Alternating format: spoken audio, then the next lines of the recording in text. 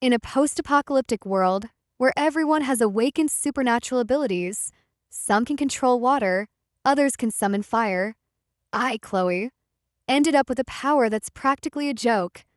I can only strip the powers of someone named Chad.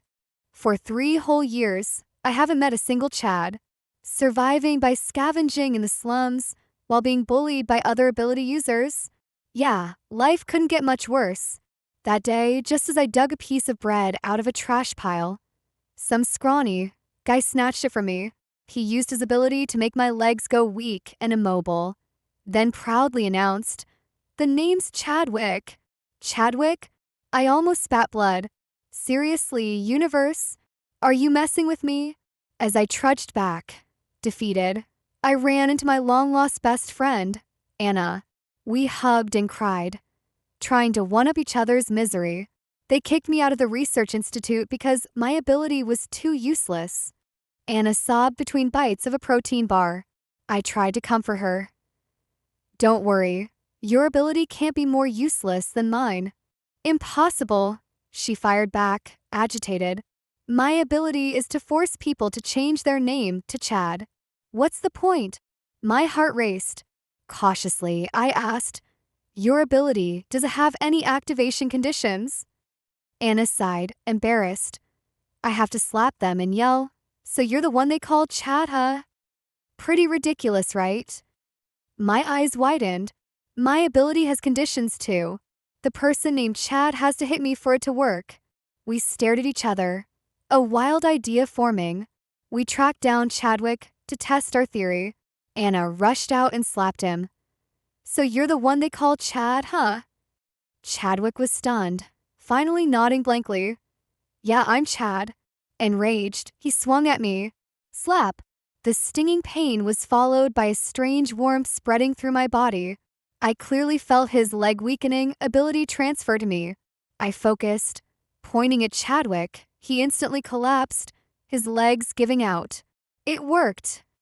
Anna hugged me, and we cried tears of joy. From that day on, we started our mission to take down bullies.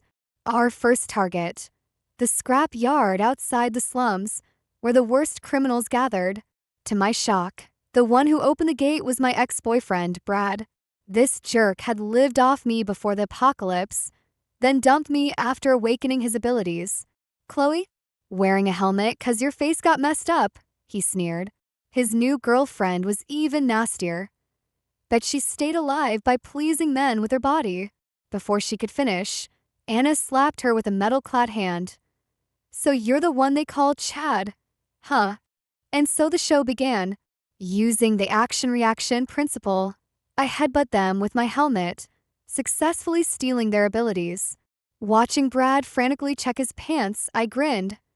Soften. Shrink. We fought our way deeper into the scrapyard. Anna slapped left and right while I collected abilities. When we faced the bald boss, his lanky subordinate, who could see others' abilities, circled me once and dropped his knees. "Boss, we should surrender. I've never seen anyone with so many abilities. She's a total glitch." Half an hour later, I was sitting in the boss's chair, sparks dancing at my fingertips, announcing the scrapyard was now Chad Security and Rescue Company.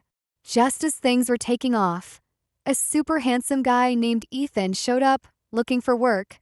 Though his cloning ability seemed weak, I overruled all objections and hired him. Encouraged by Anna, I decided to make a move, but our sweet days were cut short when I discovered Ethan was hiding something. He confessed. The world's mutation stemmed from these abilities, and the real apocalypse was coming.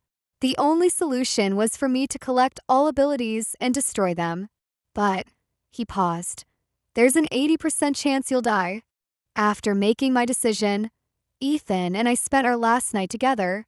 Curled in his arms, I whispered, "How many clones can you make?" He didn't answer, just kissed my forehead. The next second, I watched in awe as a second Ethan stepped from behind him, then a third, a fourth. In under a minute, the room was filled with Ethans, all watching me with gentle, determined eyes. 100? 200? My voice trembled, enough to help you reach every corner of the world. All the Ethans echoed in unison. We held each other all night, like it was our final farewell. I found Anna. I need your ability. She paused, then smiled and slapped herself without hesitation. If you need it, it's yours. The next day, armed with Anna's renaming and Ethan's cloning abilities, I began my mission. When I first activated the cloning power, thousands of me appeared simultaneously worldwide.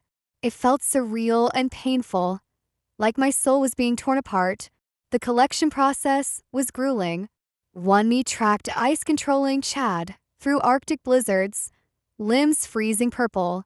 Another battled enemies protected by mutated plants in rainforests, body covered in wounds. Yet another collapsed from dehydration in western deserts. Every clone's death sent sharp mental agony through me. Countless nights, I curled up alone in temporary hideouts, enduring the flood of painful memories. What kept me going were the images my clones sent back.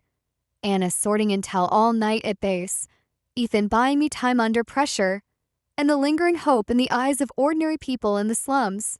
When the last ability was collected, all my clones surged back into me. The overwhelming memory flood knocked me unconscious for 3 days. 5 years later, the world was back to normal. I'd miraculously survived the 80% mortality rate and became a regular office worker. Walking home after overtime, I overheard a kid telling a superhero story. She was prettier than a fairy, the kid insisted. I smiled. At the road's end, Ethan waited by his car. He handed me a Humanities Hero Medal, awarded secretly by the government. Want to catch the sunrise tomorrow? He asked. Can't. Helping Anna plant sunflowers. The day after? Also no. Mr. Miller invited me to the botanical garden for tea. Ethan sighed in mock despair. My wife is just so busy.